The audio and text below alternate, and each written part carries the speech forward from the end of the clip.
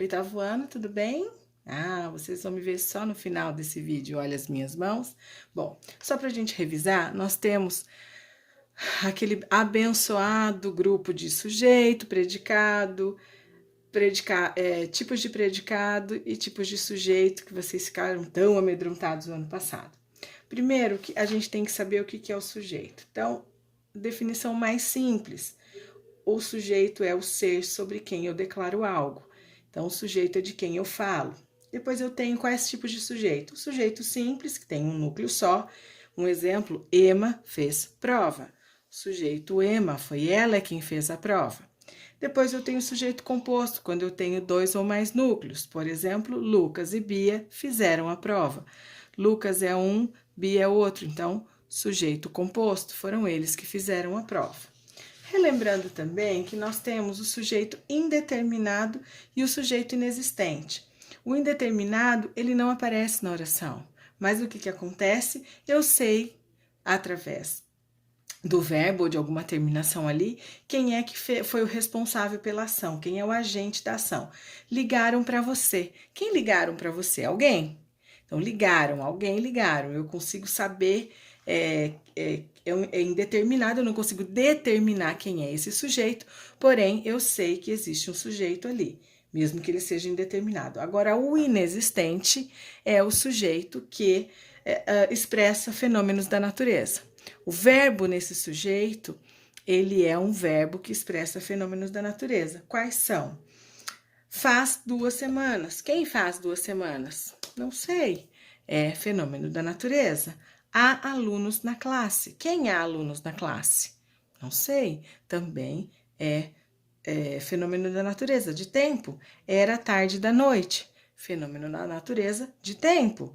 Né? Quem era a tarde da noite? Não sei, é o horário, é o tempo. Choveu à tarde.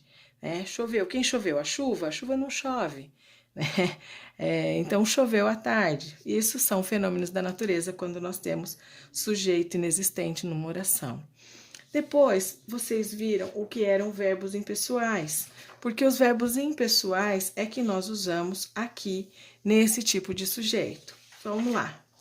O verbo impessoal mais comum que nós usamos, amanhecer, haver no sentido de existir, como por exemplo, já houve acidentes graves nessa cidade. O verbo haver, no sentido de fazer, fazer tempo. Estou, do verbo esperando, há horas, faz tempo que eu tô aqui. E o verbo ser, no sentido de tempo, são 5 horas. Isso são verbos impessoais. Os verbos impessoais determinam uma oração com sujeito inexistente, ok? Bom, passando mais um pouquinho, vamos para o predicado. Se o sujeito é a quem eu declaro, o predicado é o que eu declaro desse sujeito. Então, o sujeito é de quem eu falo e o predicado é o que eu falo desse sujeito. Vamos lá. Tenho 3 tipos de predicado: verbal, nominal e verbo nominal. Vamos para o predicado verbal. O predicado verbal não tem verbo de ligação e não tem predicativo. Olha lá. Haroldo recebeu a carta. Haroldo é o sujeito, o verbo recebeu, que é o verbo significativo, o verbo de ação normal. Tudo isso aqui é o predicado, então é um predicado verbal. Quando eu tenho predicado nominal, quando eu tenho verbo de ligação, tá?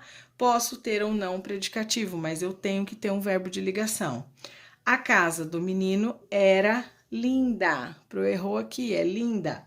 Então, a casa do menino, então, a casa do menino era linda. De quem eu tô falando? Da casa do menino, da casa. E o era é o verbo de ligação. O carteiro ficou triste. Lembra que ficar de verbo de ligação não é aquilo estável, é o do sentimento. Eu fico triste, eu fico andando pela sala. Eu tenho como verbo de ligação aqui, portanto, eu tenho um predicado nominal. É apenas para relembrarmos. Predicado verbo nominal. Ele não tem verbo de ligação, mas ele tem um predicativo, certo? Então, o que esse predicativo ele é? Ele sempre vai se referir ao meu sujeito.